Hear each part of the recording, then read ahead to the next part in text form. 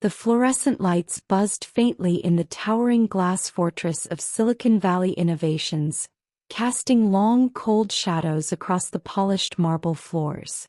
Every night, Daniel Brooks, a 38-year-old janitor with calloused hands and tired eyes, pushed his cleaning cart through those sterile halls. His navy blue uniform was faded, the name tag slightly crooked, but he moved with quiet purpose. To the suits rushing past, he was just background noise.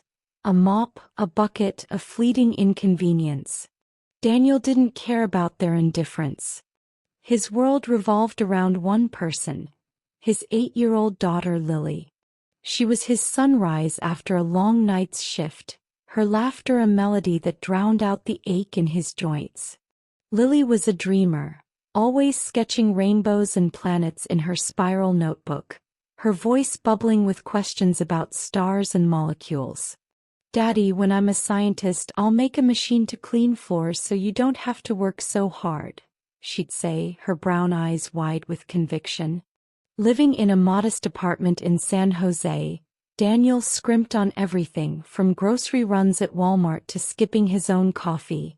To save for her future, knowing college tuition in California could bankrupt them without scholarships. 3 years ago, Daniel's life had shattered. His wife, Sarah, died in a car accident on a rain-soaked highway during a stormy commute from work, leaving him to raise Lily alone. The grief was a heavy fog that never fully lifted, but every extra shift he took, every floor he scrubbed, was a brick laid in the foundation of Lily's future. He wasn't chasing glory. He was chasing her dreams, dreaming of the day she could attend a top STEM program without student debt hanging over her head. At the top of Silicon Valley Innovation's corporate pyramid sat Victoria Steele, the CEO whose name was spoken in hushed tones. Her presence was a storm, sharp stilettos clicking like a countdown, platinum blonde hair pulled into a flawless bun, and eyes that could freeze a room. She was a legend in the tech world, known for turning struggling startups into billion-dollar empires. But her methods were brutal. To Victoria, people were pawns, their worth measured in spreadsheets, stock prices, and quarterly earnings reports for Wall Street. Daniel cleaned her corner office every night, a glass-walled shrine to her success. Her desk gleamed with awards, gold-plated plaques from TechCrunch Disrupt and crystal trophies from CES that caught the light like tiny constellations. He dusted each one meticulously, watered her exotic orchids, and wiped her floor-to-ceiling windows until they sparkled, offering views of the Bay Area skyline. But Victoria never acknowledged him. Not a nod, not a thank you. To her, he was as invisible as the dust he swept away, just another low-wage worker in the gig economy. One late evening, as Daniel polished her desk, Victoria burst in, her phone pressed to her ear. "I don't care about their excuses," she snapped into the receiver. "If they can't deliver, they're out, layoffs be damned." Her gaze flicked to Daniel, lingering just long enough to register annoyance. "You're still here," she said, her voice dripping with disdain. "Yes, ma'am," Daniel replied, keeping his tone even. "Just finishing up." "Be quicker next time," she said, waving a manicured hand. "I don't like people lingering in my space. This isn't a union shop." As she stormed out, her perfume, a sharp mix of jasmine and ambition, hung in the air like a warning. Daniel shook his head, grabbed his mop, and kept working. He'd heard worse from bosses during his years in the service industry. But deep down, her words stung, a reminder of how the world saw him. Not as a father, not as a man, but as a job title in a country where the American dream felt increasingly out of reach for folks like him. Weeks blurred into a grueling routine.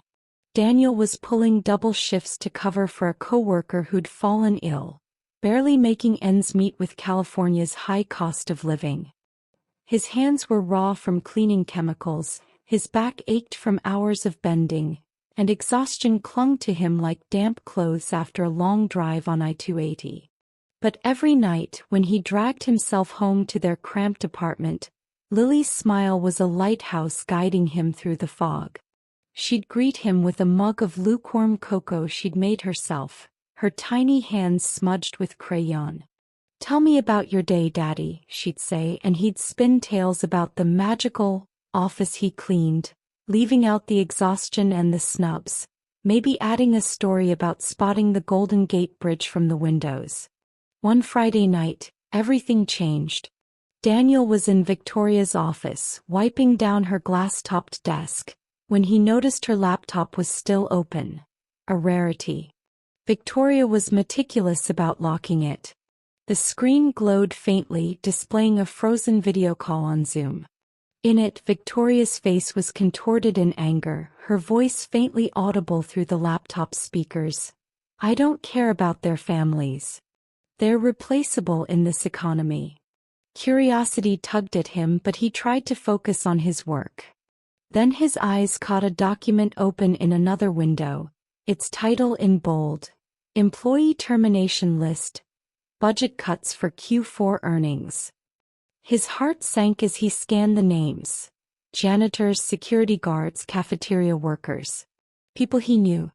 Maria, who always shared her homemade tamales during lunch breaks. Frank, a Vietnam vet who worked nights to pay for his grandkids' college funds at community colleges.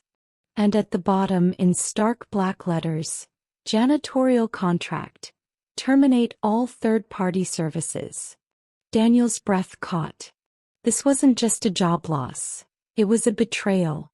No notice. No severance.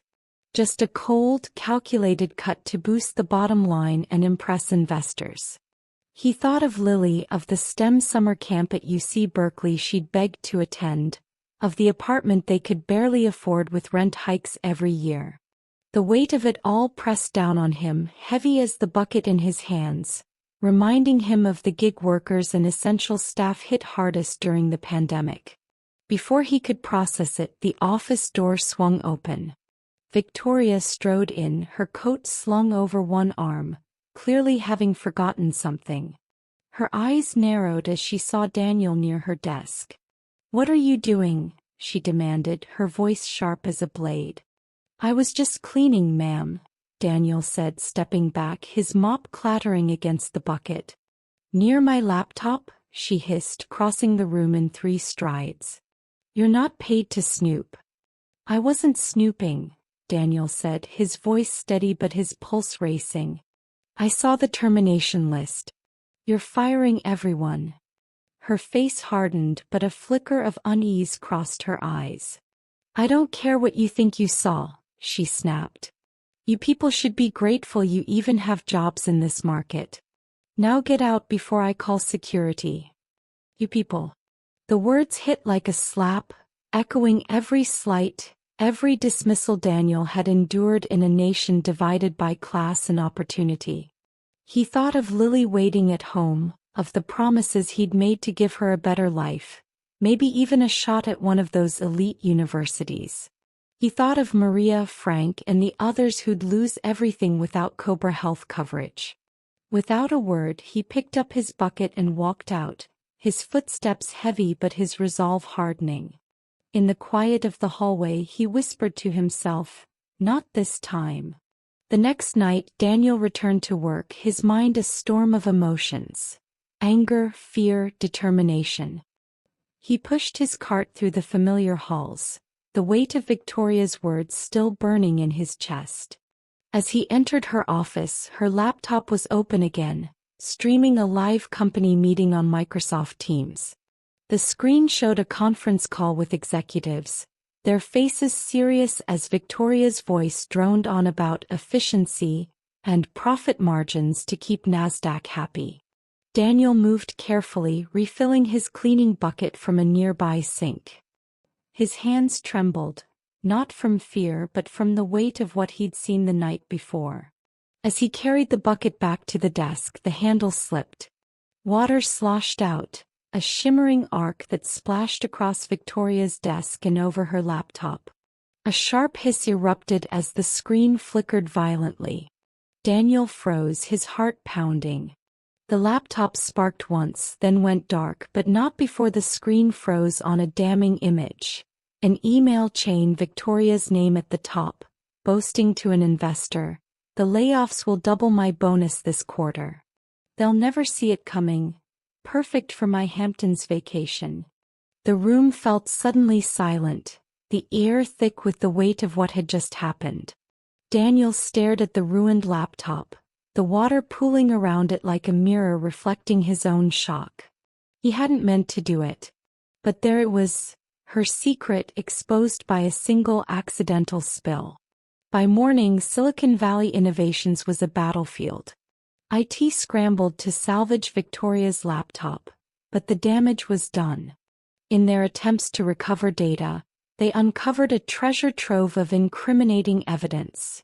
Emails where Victoria bragged about manipulating budgets to dodge taxes, recordings of her berating employees during all-hands meetings, and messages to investors that painted a picture of greed and deceit, violating SEC regulations. Daniel was called into the HR director's office, his stomach churning. He expected handcuffs, a pink slip, maybe both.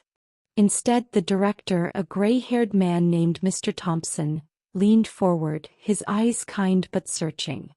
"Daniel," he said, "did you know what was on that laptop?"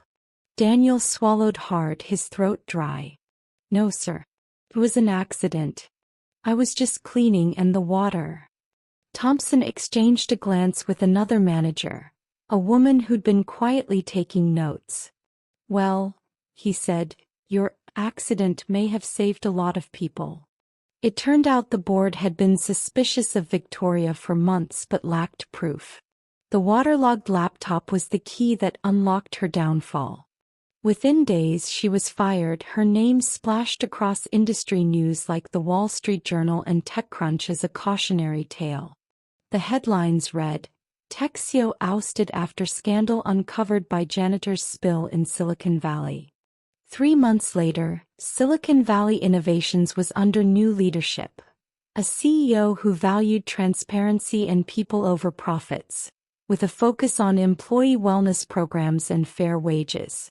The janitorial staff was reinstated, their contracts secured with better pay, union protections, and even tuition assistance for their kids.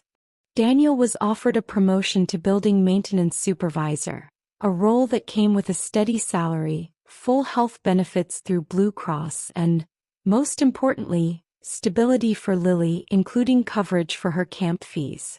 When he told her, she squealed, throwing her arms around his waist. "Daddy, does this mean I can go to science camp at Berkeley and get that telescope we saw at Best Buy?" Daniel laughed, his eyes stinging with tears he didn't try to hide. "Yes, sweetheart. And maybe a few more rainbows for your notebook, too. We're building that American dream together." As he tucked her into bed that night, he realized something profound. He hadn't set out to be a hero. He'd just been a father doing what fathers do, fighting for their kids in a land of opportunity. Sometimes life doesn't need you to plan revenge. Sometimes a single spill, a single moment, is all it takes for karma to find its mark. Moral reflection.